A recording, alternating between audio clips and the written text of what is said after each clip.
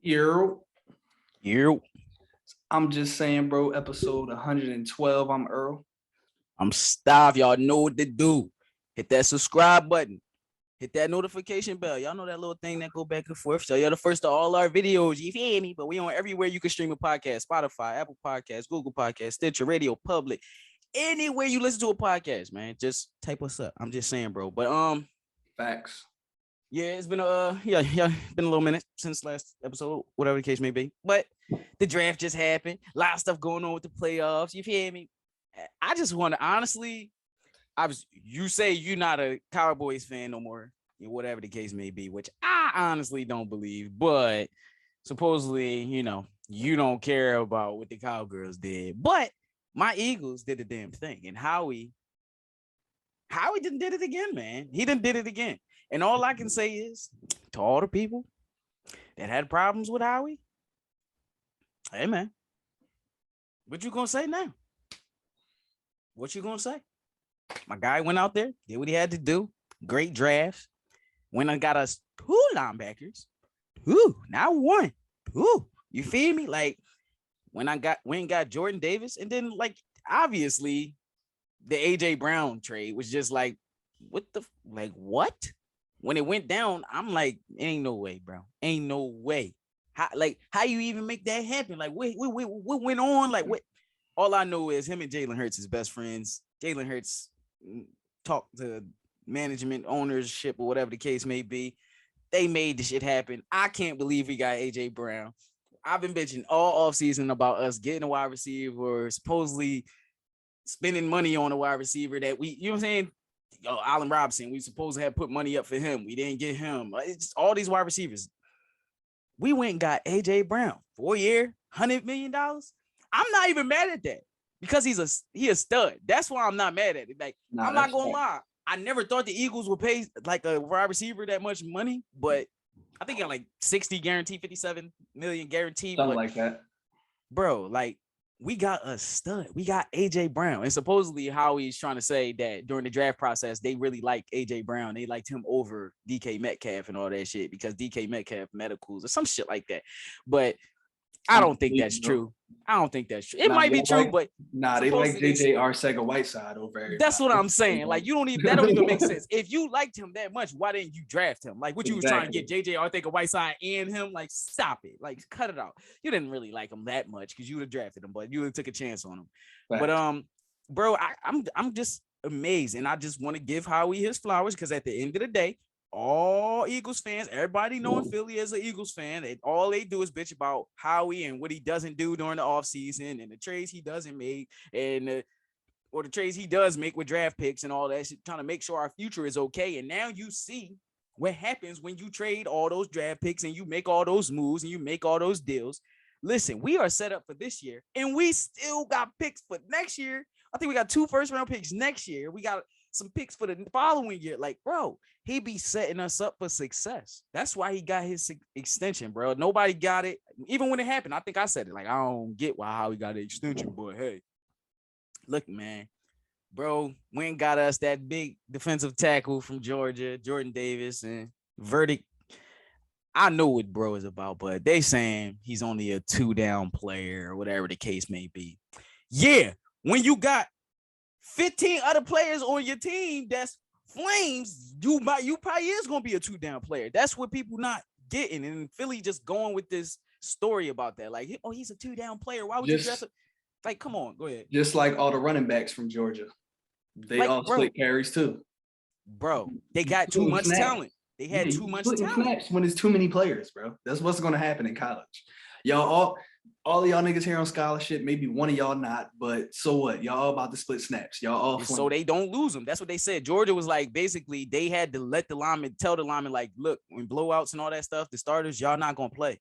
We're going to let the other dudes play because we're going to lose these recruits. Like, we're going to lose them. They're going to go in the transfer portal because they're not getting no tick. They're not getting a chance to show their ability. You know what I'm saying? So they have too much talent. They're trying to get drafted too. Bro, how many off the offensive line? I think he took 6. It was like 16 off the team. But off the defensive line, it was just like, bro, the number 1 pick went. The 13th pick went. It was just like, bro, the first round was ridiculous. I think they had like 4 players in the first round, like off their defensive line. Like, what? Like, what? That's Like, that's ridiculous, different. bro. That's different, bro. So we got one of them. Excuse me. We got 2 of them because somehow, some way, in some multi-universe, shout out to Dr. Strange, that joint about to come out, but some multi-universe, we got Nakobe Dean too. Bro, supposedly he's had injuries and stuff. That's why he played all last year. Mm-hmm. He played all last year. Mm-hmm. He was injured though. That's what they said. They say he was injured. Supposedly during the offseason, he hurt himself. He's like, yo, I watched his interview. I watched a couple interviews after he got that. He said, I was never hurt. Like, he said, I strained my pec a little bit, whatever. And I went to a couple doctors and asked them that I need to get surgery or whatever. And they all told me no. So I just didn't get surgery. I'm fine. I'm completely healthy. I'll be at rookie mini camp, whatever the case may be. I'm going to be there. I'm completely healthy. So the fact that he dropped that load, obviously we know he's small. I think like 6'2" or something like that. 6'2", 220, 6'2", 220, but I don't give a damn. Once again, I think I'm about to make some t-shirts. It's about the eye test. I think I'm gonna make some t-shirts like that because like it's about the eye test, man. And you telling me if you turn on any tape from Georgia defense last year and you don't see Nakobe Dean on the screen or fly like it flash, you lying. You're a damn liar because the dude is ridiculous. Like his instincts, his speed, his change of direction, everything, bro. It's like y'all worried about him not having to wait. Oh, the NFL, it's gonna be 250 and it need to be a little bigger and it needs to be a little. Shut up, bro. Some players just have it, bro. Some players just have it, and some players just don't have it. It's just that simple. And if you telling me Nakobe Dean don't have it, you weird. And I ain't gonna say you weird. You just don't know what you're talking about. It's just ridiculous. So the fact that we got him and Jordan Davis, 2 champions, you know what I'm saying? Know how to win, know how to play together already. Nakobe Dean was the leader of that defense. We saw in the championship when he stopped from scoring, Alabama from scoring a touchdown. It wasn't even his. He helped somebody else. He recovered from somebody else.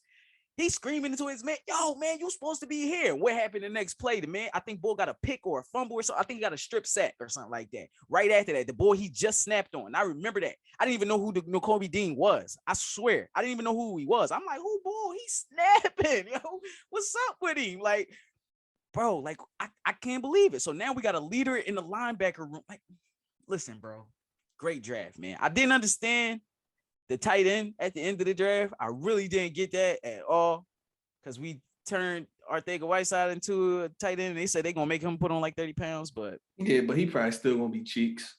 Yeah. So, yeah, great draft, man. We got another offensive lineman. And the dude out of Kansas, the linebacker / defensive end. I can't remember his name. It's something Johnson. I just talked about Kyron Johnson. Bro, the dude was at the what do they call that thing when they all the players? You know what I'm talking about. Combine? No, not the combine. Pro Day? Senior Bowl. Senior Bowl. Okay. This dude was at the Senior Bowl. All the offensive tackles that got drafted in the first round, second round, was throwing all of them around. And he undersized. Bro, I gotta send you the video of him. It was like the first round offensive tackle. I believe he was out of Northwest. I don't even know where he was, but he was like one of the highest offensive tackles, bro. Crazy size difference, bro. He just pushing him back, bro. The dude just got natural strength, just like I said with Nakobe Dean. Them dudes small, but they got that chip on their shoulder and they know how to play, bro. They just know how to play. So at the end of the day, successful draft, man. I'm happy with how he did. That's all I got to say about the draft. I mean, I could talk about the whole draft and all that stuff. Besides, you know, my man Jameson Williams, he's mad as hell. He had to go to Detroit and all that. He's sick in Detroit. He is so sick. Oh my God. He said, man. Oh my God, what happened to Virgin? He's sick. Oh my God. That but man in the picture. To follow, yeah. To follow up on your points, bro. 100%, I think y'all had a great draft. Obviously, day one, y'all traded for AJ Brown, which, you know, we've been talking about the whole season and off season, how what Jalen Hurts and Devontae Smith both need is a true number one out there to help both of them for real, for real. So now y'all got that. That's fire. Y'all got AJ Brown kind of. I ain't gonna say it was for cheap, but it was for cheap when you see what other receivers is going for. So y'all got a little still for real, low key.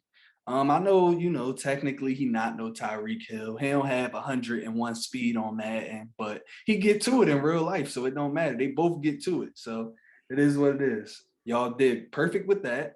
Y'all then y'all sign or franchise or sign Fletcher to a 1-year deal, and then y'all drafted Jordan Davis. So guess who he's about to learn from?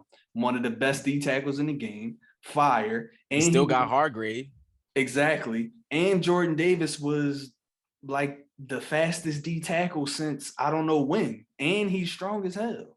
So yeah, I think he was stuffing the run in college by himself. I know. I think Howie did a great job. The center pick at first in the second round, I didn't understand it, but he is probably the best center that was on the board.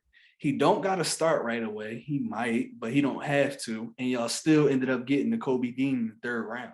So it worked out perfectly for y'all. Yeah, real right. And then the other linebacker y'all got, I didn't even know about Bull, but I was just reading about him while you was talking about him. And from what they saying, he's a demon. I mean, I know we don't really care about what they be saying, but I ain't got nothing else to go off right now. So I'm gonna look into him after this though. But go look at the Senior Bowl, bro. Like you only got, bro, you don't even have to look at that many videos. I promise you. Just look at it's like 2 minutes. Bro, that's literally what they're saying in the draft, John. They say he's undersized, but he has explosive power and he flashed good speed to power the week of the Senior Bowl. That's literally what they talking about. I had no idea to this boy. I'm like, who is this little guy? It's like, cause he's little. Like, I love the little guy. I'm little, so I love the little guys, bro. I'm like, yo, he is like throwing these big men, like throwing these offensive tackles, like just throwing them around every drill, bro. I'm like, yo, this is wow. These are first round. These are the dudes that they're saying gonna protect the quarterbacks. Oh yeah, go get him. Right. Go get him. So right. Yeah, bro. But yeah, y'all got 2 inside linebackers that's both fast with power, which is what y'all needed. Some linebackers for real. I mean, I think y'all needed like 1 or 2 players in the secondary too, but y'all probably could come around them somehow, trade, free agency, something.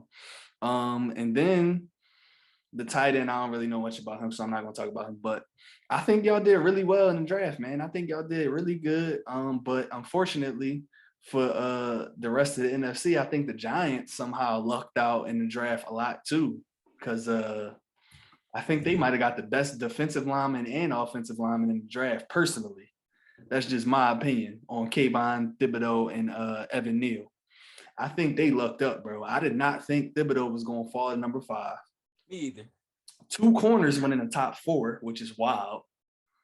That Derek Stingley Jr. I did not see the Texans taking him. Bro, everybody thought it was Sauce. Everybody. One little bit. Yeah, I'm like, if they was going to take the quarterback, I'm thinking it's Sauce off the rip. I'm like, Derek Stingley, am I reading right? What the? Facts. What? Bro. Facts, bro. Everybody thought it was going to be Sauce, but I mean, maybe they thinking, we just can't mess up this draft. Like, at the end of the day, Stingley was the projected, like he was the guy in this draft, like projection wise, like overall, if we talk about since these guys that were drafted came in as freshmen, like he was supposed to be the dude. Him against Jamar Chase and all of that. That's like what I'm saying. He was supposed to be the dude. Like he was supposed to be the dude in this draft regardless. He was supposed to be the number 1 pick for real, if we're being honest. So, I think the Giants got away with one, man. Getting Kayvon at 5 and Evan Neal at 7, that's tough because they were supposed to be both top 5 picks for real. And then I had a couple other surprises, not really surprises necessarily, but based on, what the reports were. Trayvon Walker going number 1. Not saying that he don't deserve it, but a lot of people was talking about Aiden Hutchinson was supposed to be the guy. For real. He was supposed to be the dog, but I think they actually made the right pick, honestly, in my opinion, personally. If you want me to be honest, bro, I never even heard of bro. Who? Aiden Hutchinson? What's his name? Trayvon Walker? Oh, okay. Bro, I didn't hear about him until He's tough. a week before the draft. I'm not lying to you, bro. He tough though. I know, but listen to me. I'm like, well, why haven't they showed this dude? Because all they were showing was Thibodeau and Aiden Hutchinson. That was it. Like for a minute. Like I'm like, all right, okay. That was it. Like it was nobody else that was going to be 1 and 2. It was like, we know these are solidified 1 and 2. Facts. We know this for sure. Facts. And then a week before the draft, they brought his name up, and they like defensive lineman from Georgia, and I'm like, okay, go look at the tape, and I'm like, oh, well, why haven't they been talking about him? Like, that's what I'm saying. It's the same thing with Jordan Davis. He wasn't on the field all the time. Like it was like they had so many players, he didn't get the chance to like really unleash everything. Like you think about that, bro. Just think about that for 1 second. He was the number 1 pick in the NFL draft, and he didn't even get the chance to unleash everything in college. That's ridiculous. So Doug Peterson and them dudes down there, they gonna make it happen. My man Dougie, hey, I can't wait to see him on the sidelines this year. I can't believe we got rid of him, man. My guy, Dougie P. I think Dougie P gonna have he'll have a solid season, bro. Listen here, Trevor Lawrence. He might be on the fantasy this year. I was like, hey, he might be on the fantasy this year. That's a fact, bro. We seen what he do with second-year quarterbacks. And the running back, Travis Etienne, coming back from injury. You onto something with that, brother. You onto something. I'ma shut up though. We gotta say that for the fantasy episodes and whatnot. You have to be very, very quiet. But yeah, man. Honestly, bro. Overall, my last point with the draft is I think both of the New York teams did very well. I think the Eagles did very well. I think the Ravens. The Ravens did very well.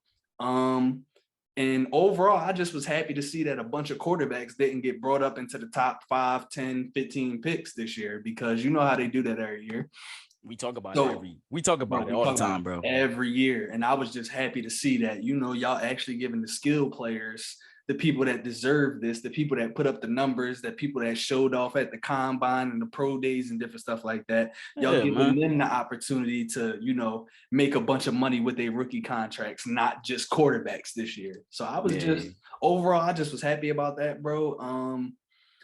Shout out to Roger Goodell getting booed every time he came on the stage during the draft. I was watching, I think it was day 3 I was watching. It was in like the 3rd, 4th round. They still was booing him when he came on the stage. So shout out to him, man. I don't know why I'm shouting him out for getting booed, but that's just funny as shit to me. So yeah. No, real rap though. But it was somebody else specifically that I wanted to talk about, and now I can't remember. Where they got drafted? Yes. Oh. Do the Bengals still have Jesse Bates? Yes. I believe he's going to be on a franchise tag. I think they're working on a long-term deal, but I think he's going to play on the franchise tag this year or his last. Yeah, they do. Go ahead. Bro, and they drafted Daxton Hill, who is a dog. See, I have no idea who he is. I have no idea who he is, bro. Where's he from? He's from Michigan. Okay, I'm gonna look. He's a dog, bro. Daxton Hill is a dog, and he got some speed on him. So I think that's gonna be a very good pairing. But that was my last one. I just wanted to shout out the Bengals for picking him, but the Bengals also need to get Joe Burrow some protection in the offensive line, because he was running for his life all playoffs, and he still got y'all to the Super Bowl. So imagine what he could have did if he actually had some time in the pocket. That's facts. But hold on, bro. Before we get on to the NBA playoffs, I just wanted to shout out to Howie once again, because our undrafted free agents that we picked up. You laughing, bro. But like I said in the draft, bro, or like you said, you responded. This is a response off of what you said. You was like, I know y'all need some secondary pieces, which we do. This is why I love Howie, because he just find those picks where it's just be like, oh, all right. Now, the dude, Josh Jobe, cornerback from Alabama. First of all, I don't care what position you play. If you went to Alabama, you got to be some type of skill. You have to have some type of talent. You have to. So I know this dude got to be something. He didn't get drafted. I don't know why. I'm going to look more into this guy.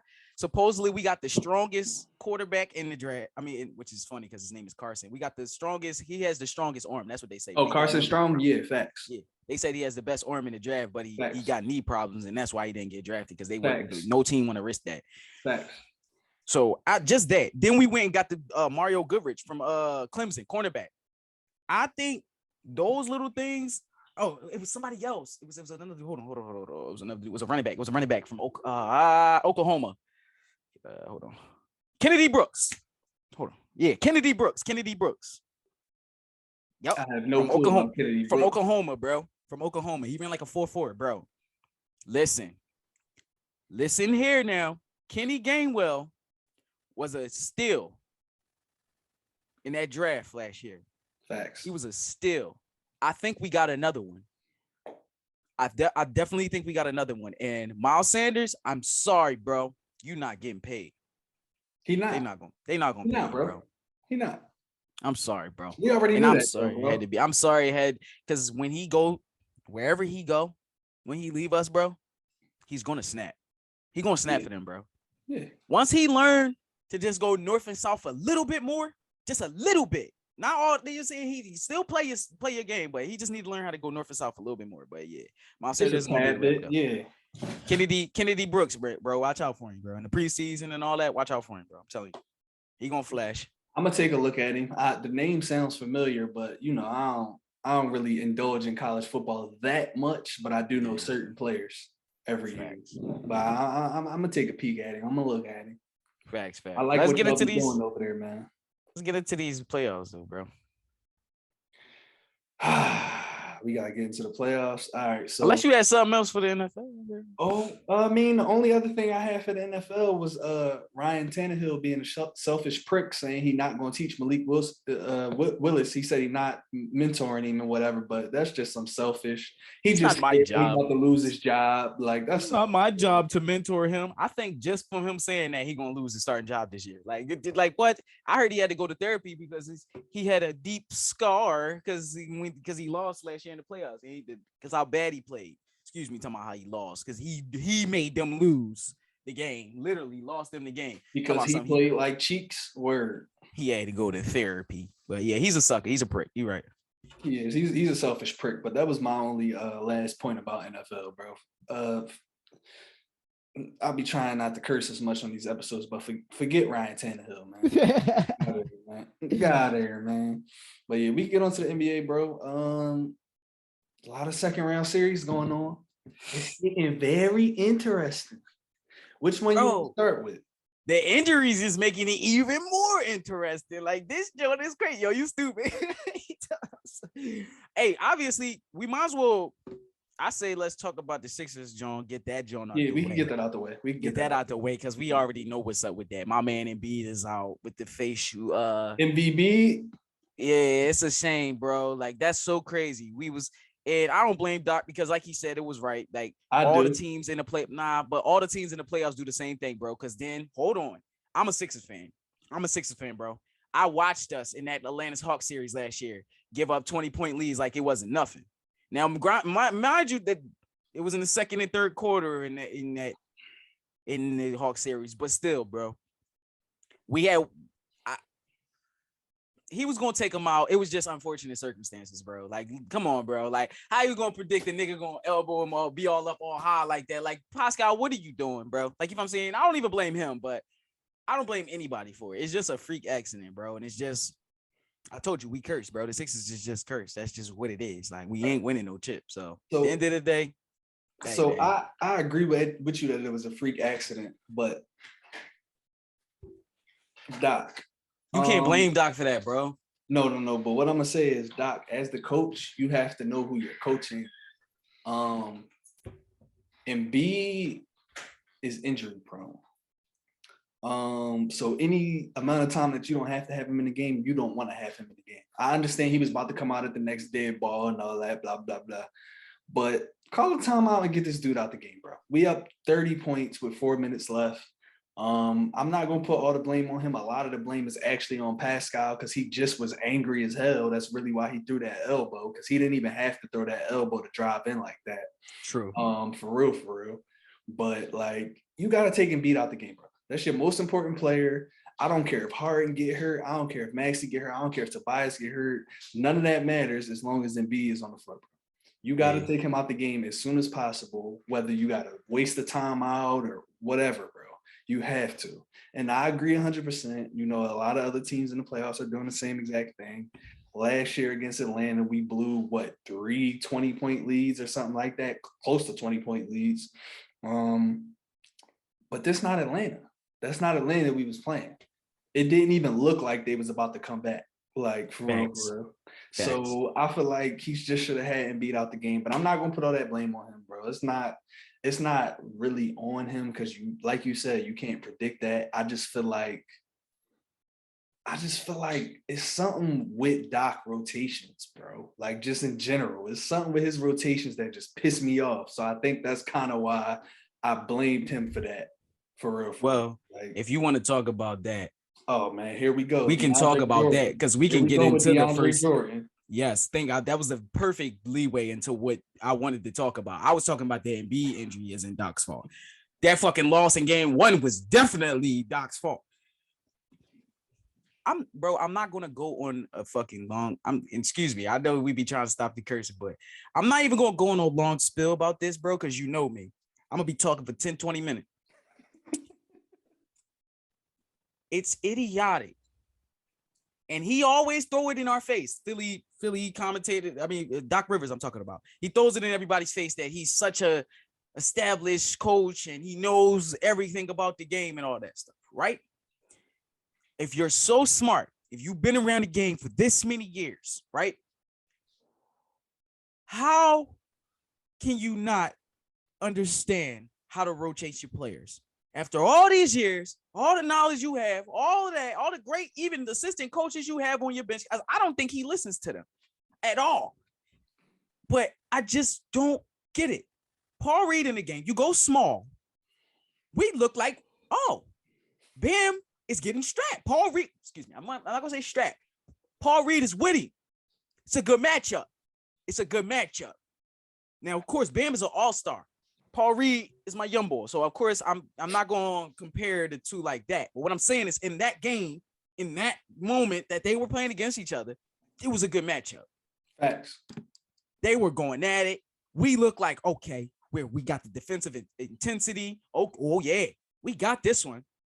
We hitting our shots. And what does Doc do? Take Paul Reed out the game. Facts. What does Doc do? Like he always does. Paul Reed comes in, affects the game. Yes, he gets fouls. But some of those fouls, man, are just not fair because he's a young boy and the ref's just not giving him the benefit of the doubt. Because I've seen plenty of players do way more egregious shit than what Paul Reed does on the defensive end. And they don't get called for a foul. And they don't get called for a damn thing. So at the end of the day, that's just being a rook or being a young in the league. They're not going to give you those calls. They're just not. That's why he getting foul trouble so fast. But anybody that give you that energy, bro, I don't care. Go give me all 6 of your fouls, bro. And you can say, oh, it's a playoff game. That's going to affect the game. Bro, it ain't going to affect the game as much as fucking putting DeAndre Jordan in the game. It ain't. I promise you it's not. I promise you.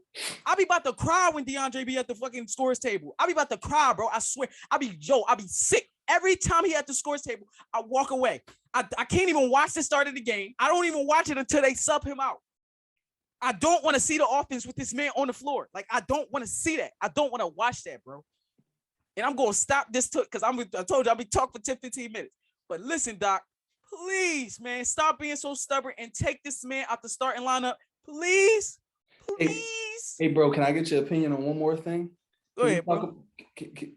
Can I hear what you think about Charles Bassey only playing 5 minutes? Bro, don't talk to me. You about to make me talk for 20 minutes, bro. Stop. Don't turn me up. Don't turn me up, bro. Don't turn me up. That was my last statement.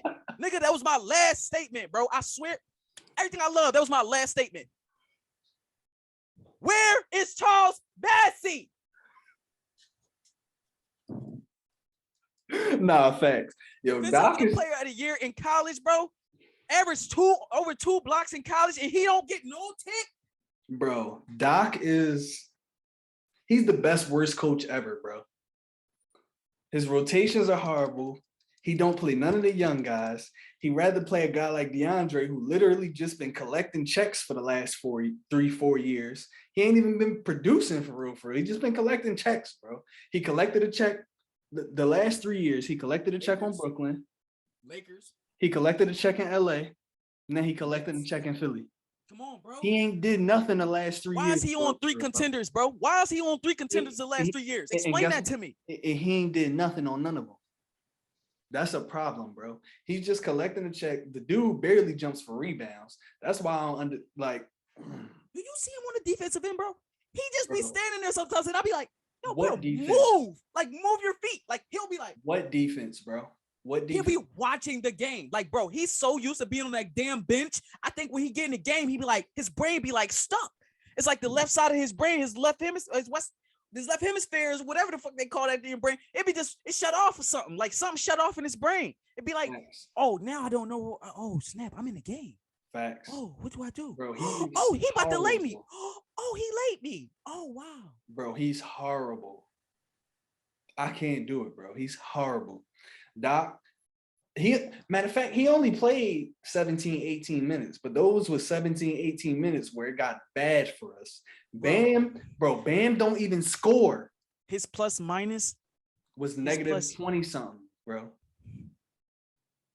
I know. I looked at it. Thank you. Because I was about to say that. I'm about to it say was negative 20 something. I had to look at it. I think it was negative 22 to be exact. Yep.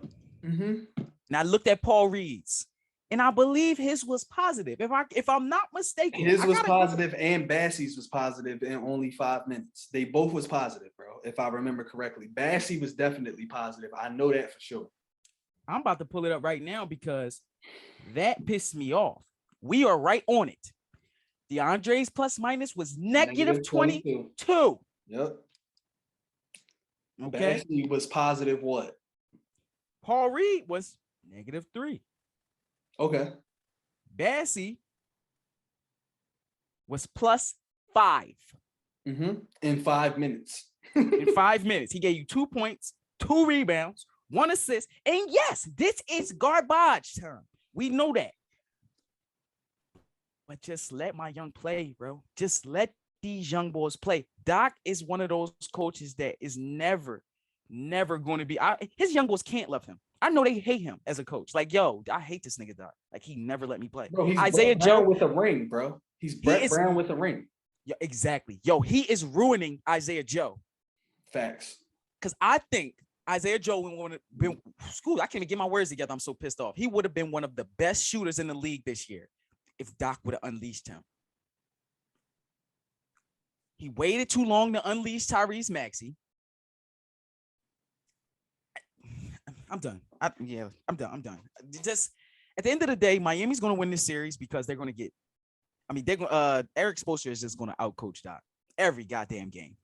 Tonight, the game's about to come on about 5 minutes. He's going to get outcoached. Doc is just, like you said, the perfect analogy. He's Brett Brown with a ring. And you even said that he wasn't even listening to them there. I don't even know if I was talking to you or somebody. They was like, man, there wasn't nobody listening to Doc back then. Rondo, KD, and Paul Pierce was doing what the hell they wanted to do. They wasn't listening to this nigga Doc. They was out there cooking, running plays of their own. Like, bro, you got 4 Hall of Famers and you got one of the best point guards to ever live. Doc, get up out of here, bro. You could talk all that nonsense when you got that type of talent. Like in the huddle when you call a timeout, you could talk all that dumb shit. Excuse my French. You could talk all that dumb stuff when you got 4 Hall of Famers in that huddle, bro. And you got one of the most cerebral point guards that ever existed.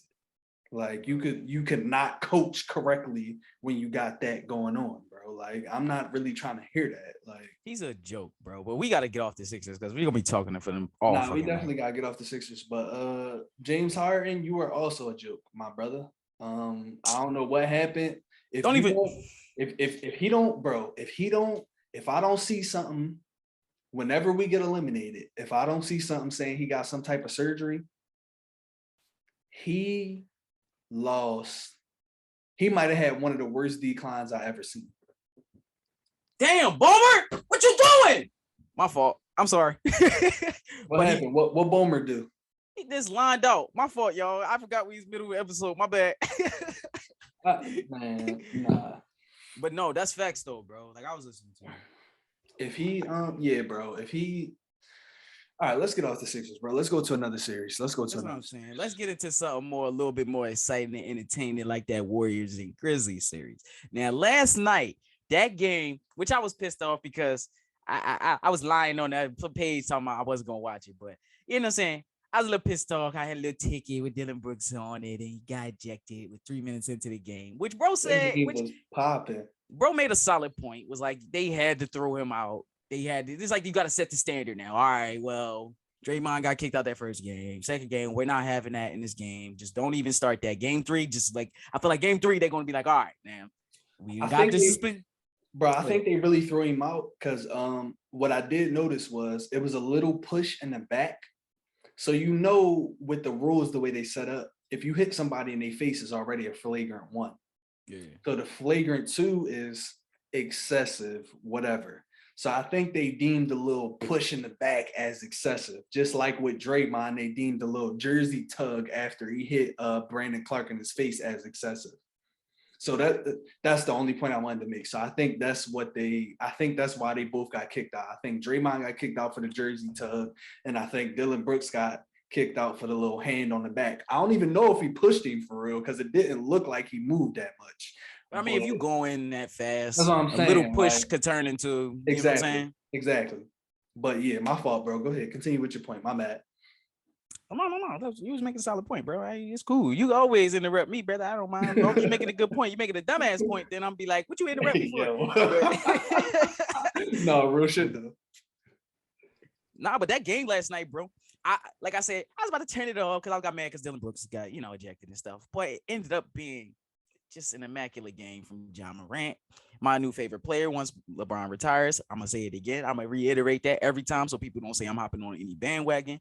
I've been from day one when people was hype about Zion, I was hype about Ja. So anyway, it was just a beautiful game as a Ja fan because he's been playing not up to the standard of Ja Morant. I'm gonna just say that he hasn't been playing to the like how I'm used to seeing him play. I'm gonna just say that.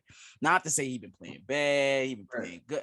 He hasn't been playing like you know what I'm saying? Like not been aggressive. Like, saying, bro. He's not really a shooter like that, but he ain't been hitting his shot, even the little floater, even his little run around in the paint where he's probing, and then he pull up for the mid-range shot. He ain't been hitting that. So last night was just all right, my boy back. You know what I'm saying? Like my boy finally back. Alec Bohm has the worst defense in the MLB.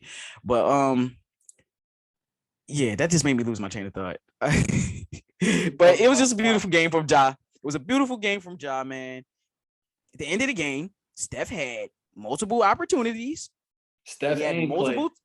Yeah, yes, but specifically, I'm talking about Steph because he was real excited about strapping up Ja that first game, that last possession, and all that stuff. And the last 3 possessions, which it wasn't really forced, but he was turning the ball over and all that. Like, come on now. I thought y'all do this and all that. Like, come on. Y'all all hype at the game 1 after beating the Grizzlies, which y'all supposed to do. Like, you know what I'm saying? We all supposed to win that game. Like, we all so excited for it. They wasn't the Grizzlies. They are, because they obviously they're the higher seed. But you know what I'm saying. We watch basketball. As far as the Warriors, they supposed to win that. The Warriors are, they're supposed to win these games. They're supposed to win this handily. Like, you know what I'm saying? But they're not, because what I'm about to say, Clay ain't there defensively, which I didn't expect him to be, but he's bad defensively. Listen, I was about to say he's borderline getting bad. And Steph never been a defender. He's gotten better. But he's never been a great defender. He only good at defending KD. Yeah. Jordan Poole is no defender at all. But we've seen my boy put it in the spin cycle. Put him in the spin cycle. That's unfair though. Ja demon. Listen, he put him in the spin cycle. So I don't care. I do not care about no demon, devil, ghoul, ghost. I don't care. Goblin. Put him in a spin cycle, bro. At the end of the game, in crunch time, put him in a blender. So he don't have no defense. They lose Gary Payton, who that was their best perimeter defender. Right. Josh just gonna go off, bro. Fractured elbow. He showed us, bro. Like, I don't know, bro. And I got the Warriors winning the chip this year. I don't know how they gonna handle it if Josh gonna play like that. That's all I'm gonna say. This series is gonna be interesting. It might go 7 games. If the Warriors defense is gonna be how it was against Ja, the best bet you have is to do what Minnesota did last series.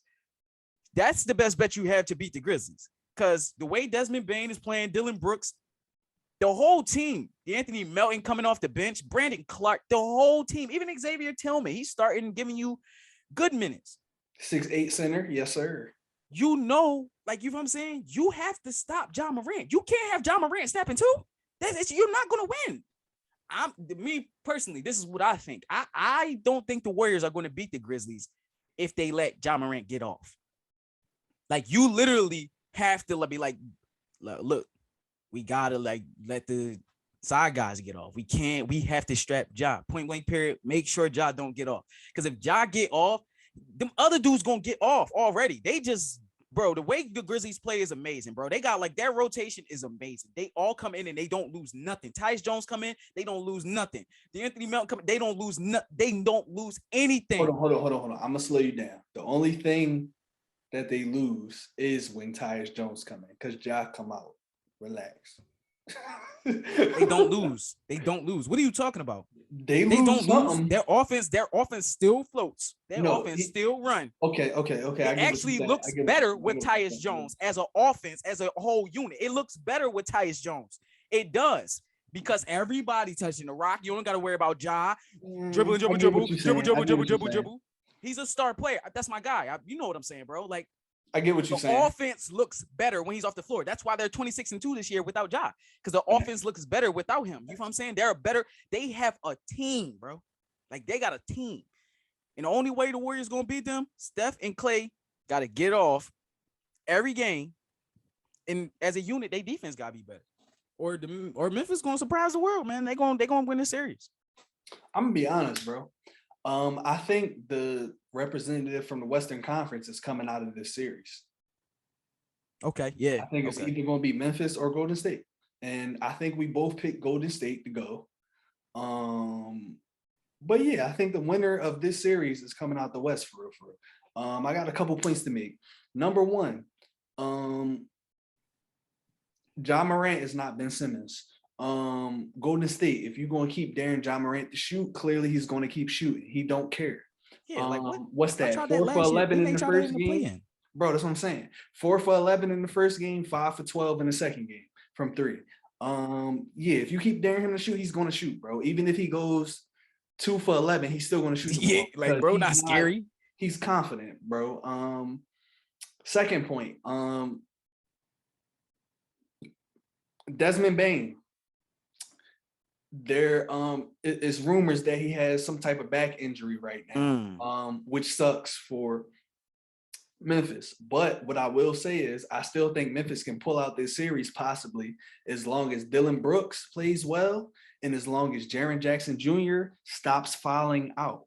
I know he's the NBA league leader in blocks, but he has to stop fouling out of the game, bro. He's too important to that team, bro. He's way too important to that team to keep being in foul trouble and keep fouling out, bro. They're missing Steven Adams. I said this shit a week ago, 2 weeks ago, bro. They're missing Steven Adams, bro. Bro, no. He has to be their anchor, bro. That's those fouls he's taking. Steven Adams takes those fouls, bro. I'm telling you, he has to be. But what I'm going to say is last series, certain games up until the last game, they just wasn't playing Steven Adams because they felt like, you know, Jaren Jackson Jr. and the other centers were Brandon Clark was acting crazy. That's why Steven Adams got out of there. Yeah, fact. So I'm not gonna blame it all on Steven Adams. This guy just has to stop fouling out, bro. He's a shot block machine, so he's just going for blocks every time somebody rolls to the basket. What I'm saying to you is he's missing Steven Adams because a lot of those blocks was coming on help defense when he's coming from the back and he's blocking that shit, bro. I'm telling you, bro, he's missing Steven Adams. That's what it is. He's not the defensive anchor that everybody think he is. He was the 4, and Steven Adams was the 5. So Steven Adams is down there, his strong ass. He down there. He down there guarding the paint, and then Jaren Jackson flying in, blocking that shit. You know what I'm saying? Because he's missing Steven Adams. Steven Adams had to get taken out of that last series because Cat can shoot. Steven Adams cannot guard him. So at the end of the day, that was a mismatch. They needed a smaller, you know what I'm saying? They needed Jaren Jackson out there so he can get out there on Cat, whatever the case may be. I think because Looney is in this series and all that, I think Steven Adams needs to be inserted back into the series. Like, I honestly believe that. But, we're going to see whether that happens or not. But, yeah, I think that they're really missing Steven Adams. Not really missing. Obviously, they just won, but they're going to need him. To win the series, I think they're going to need him. He'll be back soon. I think he got in COVID protocols maybe like damn near a week ago at this point. So he'll be back soon, bro. But I had a couple more points to make and you just threw me off. I'm sorry, bro. I'm sorry. I apologize. You good, bro. You good. Let me think. Oh, Clay need to cut that nut ass fro and stop wearing that tight ass headband. Because ever since he came back with that nut ass fro and that headband, he ain't been the same. I don't want to hear it. And that's it. The headband is taking his powers, bro. That's what I'm saying. Take that joint the headband off. And the fro. Cut that joint. That joint corny. That joint is so corny. That joint so thin. Like, bro, get that up out of here. But look, I'm gonna stop bidding on Clay. That was just a little funny, but I'm dead serious though at the same time. What else was it? Bro, they gotta for Golden State to win the series, they gotta embrace. And I know they have been, but at the same time, Steph missed a lot of games, Clay missed a lot of games, Dre missed a lot of games. They gotta what's that word? Ingratiate Jordan Poole, bro. Because he is really a demon, bro. If you get him the shots when he's open, he's really a demon, bro. Like, he's different, bro. Like, I don't know what Kuminga dude, bro. I feel like he need more tick, Even Kuminga, bro. Even Kuminga. They gotta let them young boys eat, bro. Because I think if they let them eat, I'm sorry to cut you off, but yeah, no, bro. You good. Yeah, bro. They let them young boys eat. It's gonna be... Bro, Draymond get in a game where Kuminga play a lot of minutes, Draymond gets 4 to 5 easy assists just off alley-oops to Kuminga, bro. Like, it's that simple. That's 8 to 10 easy points in a game. I love Wiggins. Minutes, bro. I love Wiggins, but I feel like this series is going to be a hard one for Wiggins. Unless he's just like super aggressive, because he make too many mistakes on the defensive end and all that stuff for me. Like, and then if he not hitting on offense, it's like, what are you on the floor for? Right. Facts. So I think you can't do that. You can't put Kuminga in for Andrew Wiggins. I understand that. But give him more minutes. He need to eat into some of the minutes, bro. I'm sorry. And who knows, though, with Gary Payton being out, I might see my young boy. I was about to say, yes, you can. Because I got the perfect lineup for you right now. Steph, Clay, Poole, Draymond, and Kuminga. All under 6'8", 6'9". Oh, my Lord. That's what they known for. Death lineups. Ain't that what they call them? Death lineups? Yeah, because that's gonna be another one. They known for it, bro. Like, yeah, I don't know, bro. They gotta ingratiate Jordan Poole and Kuminga, bro. Like, I know y'all just came back. Y'all think it's playoff time. I got championship DNA, different stuff like that. But look, these dudes that y'all don't have, 100% respect for or whatever right now is the dudes that's going to help y'all go to the promised land if y'all go this year, for real. Facts, bro. That's one thing I said. The Warriors had great depth this year. I'm like, bro, they got a bench. They are deep. And I think in the playoffs, that's really going to help them because Steph and Clay, when they having them bad games, throw them young boys in there. Throw Jordan Poole and Kuminga in there. And I guarantee their production not going to equal Steph and Clay. Don't get me wrong. But it's going to be enough where Steph and Clay could, rest and all of that and then get back out there and shoot their threes and do what they do. Let these young boys eat. Y'all see Jordan Poole run the offense. Honestly, I think they should run the offense through Jordan Poole. I agree 100%. I was just about to say something. Like, give young boy the keys, bro. Like, give him the keys because Clay not it no more. Like, let's be real. Clay is just like it's not even that he's not it. It's his first year back from the injury. He's still that's what I'm saying. His footing, bro. No disrespect to Clay. Come on, bro. I'm a Clay fan. I ain't saying it like that. But he's just coming back off two in general, they gotta realize this though.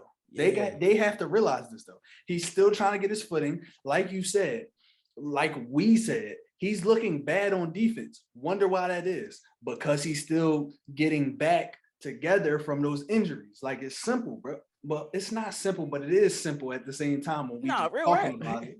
Like, you can see it, bro. You can literally see it. He's still getting himself back together from the injuries. Clay was one of the best one-on-one defenders in the NBA before he got injured. Now, Bro, how does he the just commercial was randomly out. go He to had like Harvard? 900 and something days without playing ball. That's Like, what I'm think about saying, that. bro. Think about that. That's what I'm saying, 900 bro. and something days without playing professional ball. And anybody that's listening to us, we know y'all don't work out. So y'all go ahead and go back to the court. Y'all probably spent like 900 and something days since the last time y'all played ball. Bro, rap though. Like, see how tough that is. Like, bro, rap and just hop on the court and niggas you're not flying even in the court. guarding the best players in the. You're not even guarding the best players in the world. In the world, like you guard the best players in the world. These the best basketball players you gonna possibly see, and you coming back after 900 days, and people just, you know what I'm saying? Like, but I'm just saying, like you saying, the coaches need to realize that, like, yo, we want Clay, we love Clay. I love his name. I love what he did for us. I love everything he did. But I think he deserves, you know what I'm saying? Let him chill. Let him come in, give him the green light and be like, Clay, just shoot. Just come in and shoot. Stay in front of your man as much as you can. We're going to get you back into the groove of things. These young dudes been playing good. The Jose Context with the Bulls in the dunk contest. I don't want to disrespect his name, butcher his name.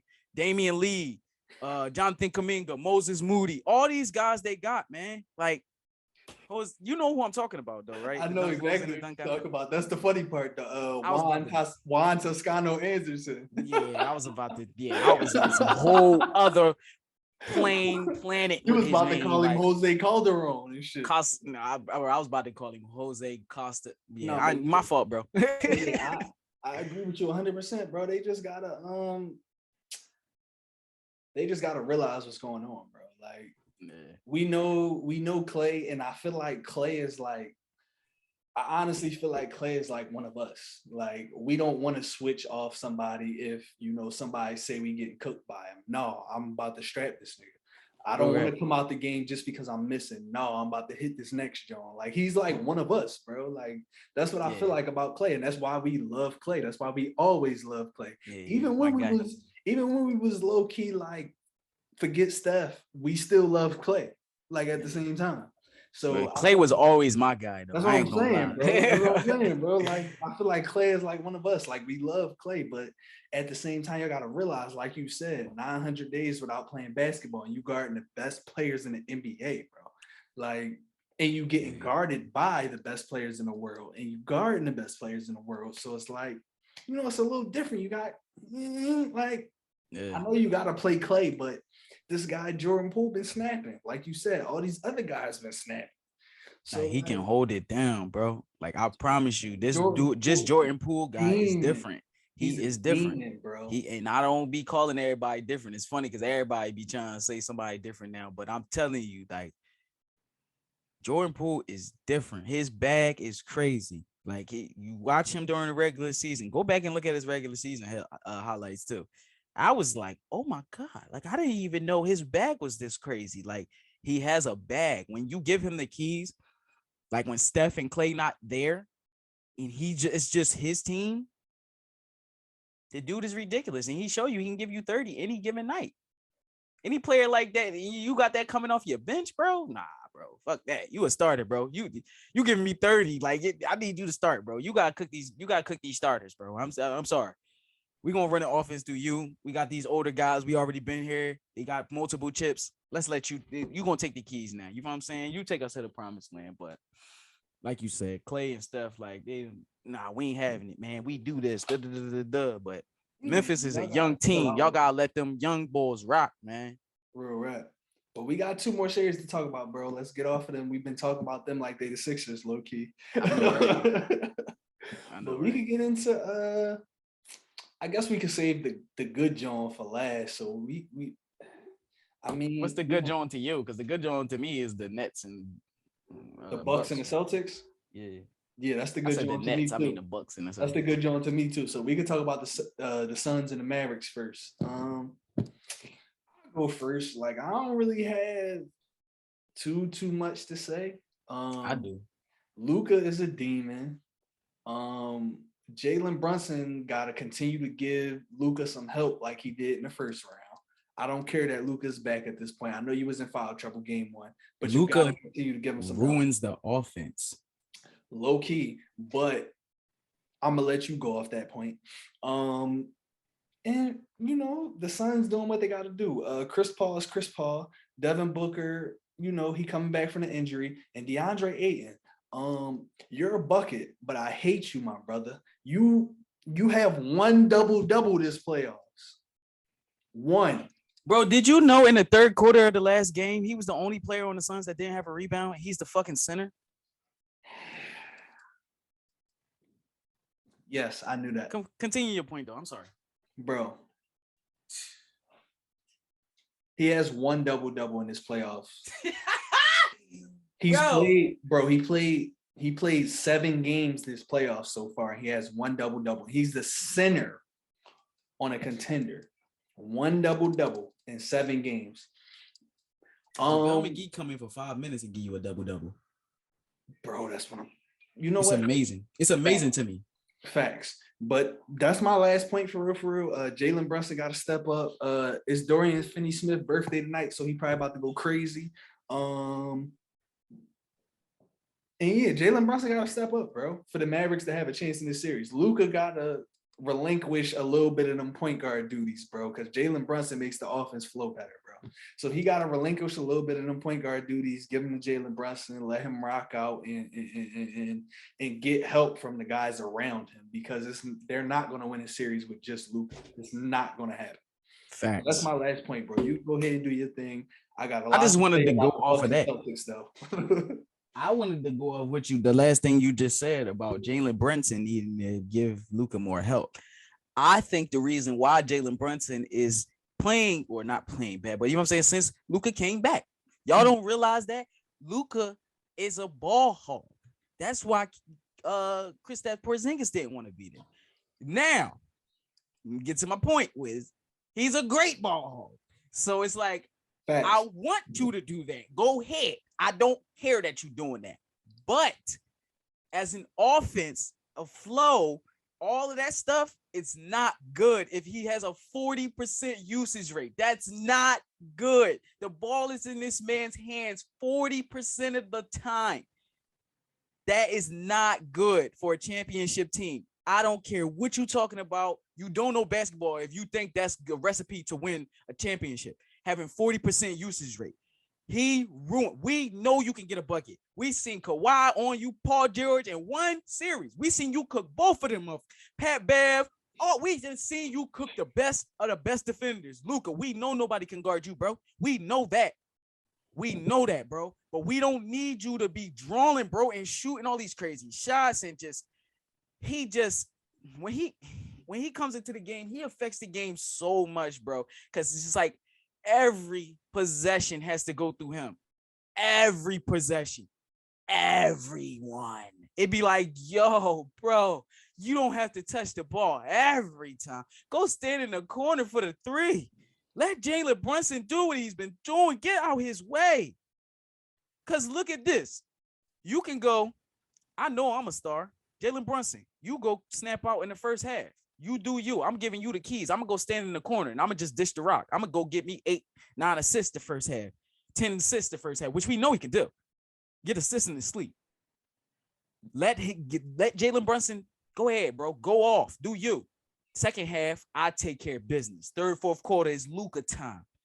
That's what I think they should do, which I think Jason Kidd, he going to figure something out. He's a smart coach. He going to figure something out. But I don't think Jalen Brunson and Luka could play together. I just don't think it can happen. Jalen Brunson needs the ball in his hand. We've seen that. This man is a bucket. You give it when Luka was out this year. And to Kev, you know I'm right. Kev, to all my Dallas fans stuff, y'all know I'm right.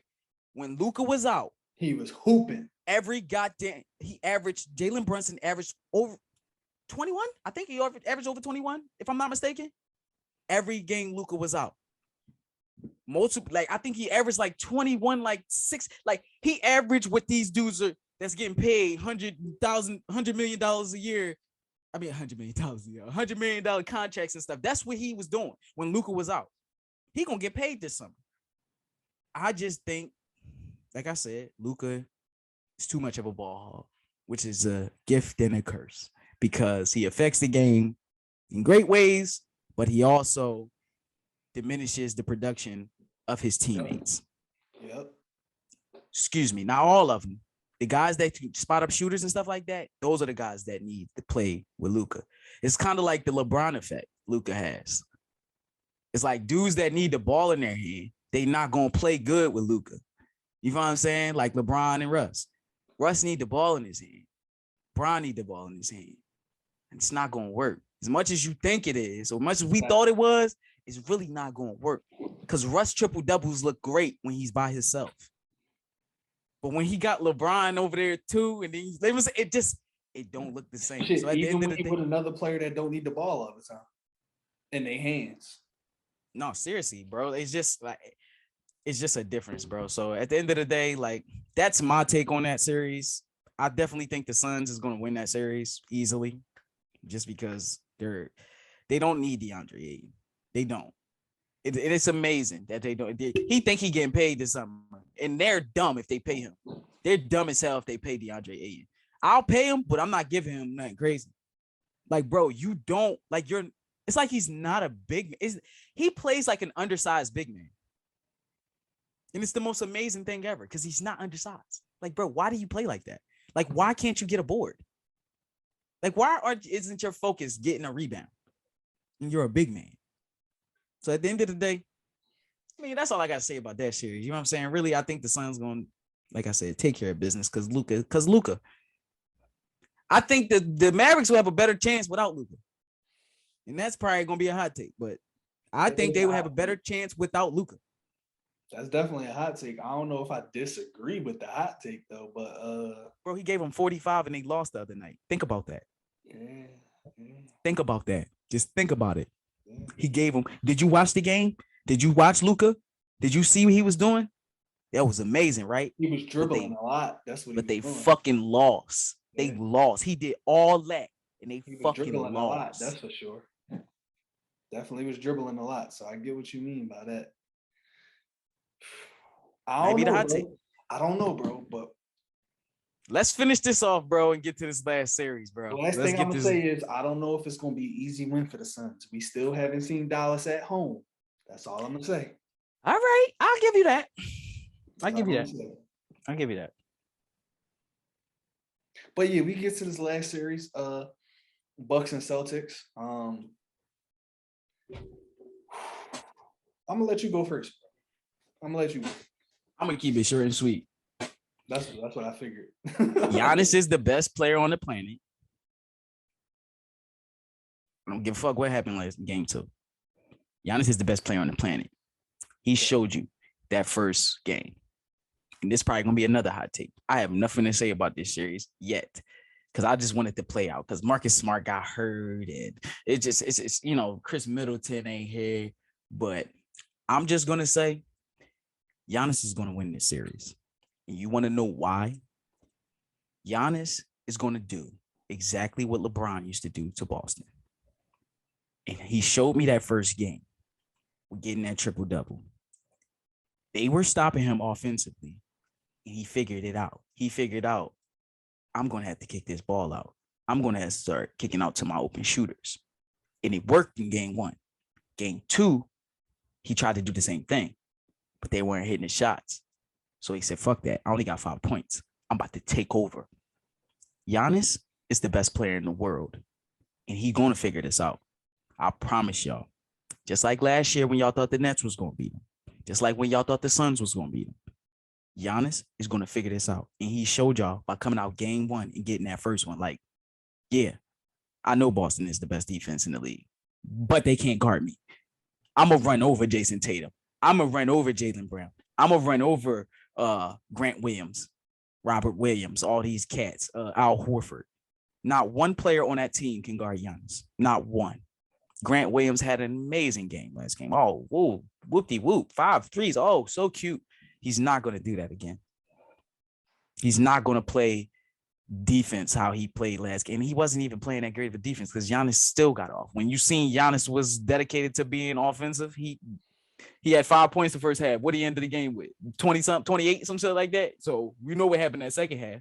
You can't stop Giannis when he really want to do what he's trying to do. So at the end of the day, I think just the fact that they have the best player in the world on their team, I don't care about Jaylen Brown and Jason Tatum. I really don't. If we seen them together, we seen what they do in the biggest moments. They were supposed to beat Bron like 2 years in a row. And what did they do? They fold. I don't care about no young team. They still had one of the top defenses. They had one of the best coaches. They had everything. They had one of the best benches. So I'm not trying to hear that. They had great veteran leaders on their team. They folded. And I'm telling y'all, they're going to fold again. And I'm leaving you with that. My man Giannis going to show y'all why he's the greatest in the world. He's going to come out the East. He's going to another chip. He's going to back-to-back chips. And I know this probably a hot take too, but I believe it. Giannis is going to go back to the chip.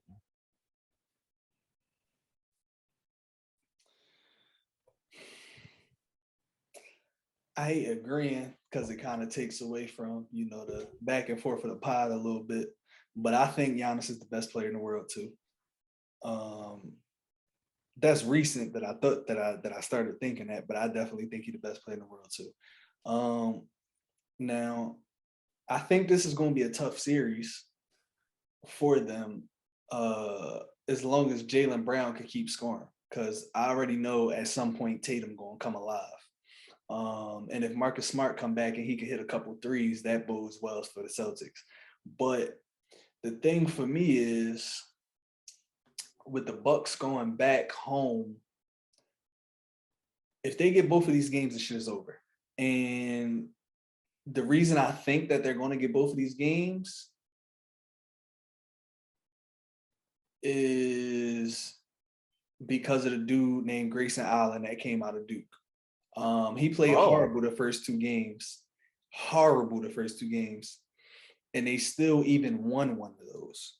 Now, if you look at the stats and if you pay attention to the Bucks a little bit, Grayson Allen, without Chris Middleton, averages 17, 18 points a game. I don't think he's even got close to that in this series yet. But I think he's going to come alive at home. I think they're going to go crazy. I also think that, I'm hoping that Brook Lopez is going to come alive at home. But guess what?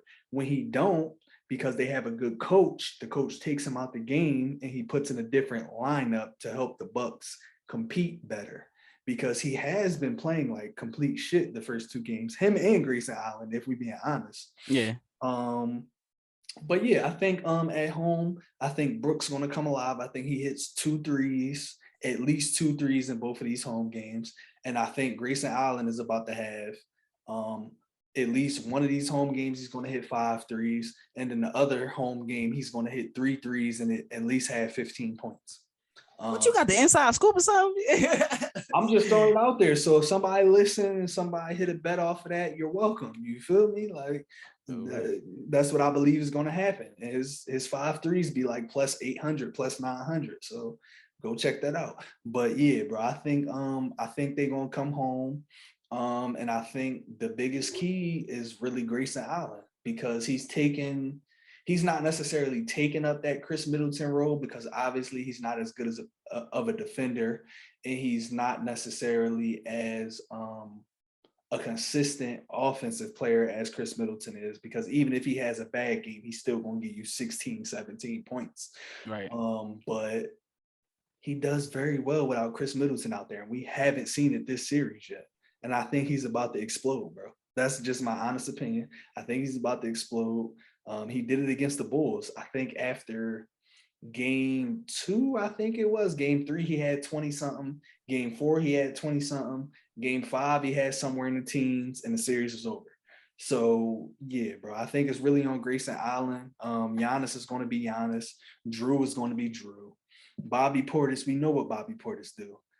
That's why he got the contract that he got, like being a technically role player. He got the contract that he got, like, while being a role player. He's very important to that team. So we know got his shot together, bro. That's what I'm saying, bro. That's what I'm saying, bro. We know what those guys is going to do. So I think it's going to really come down to Brook Lopez and Grayson Allen, to me, for the Bucks anyway. That's a hell of a point, bro. I think it's going to come down to them two, bro. I think it's going to come down to them two. And Brook, he don't even really have to hit threes, but yes, he do. Yes, he do. But if he could stay attached defensively and still score points.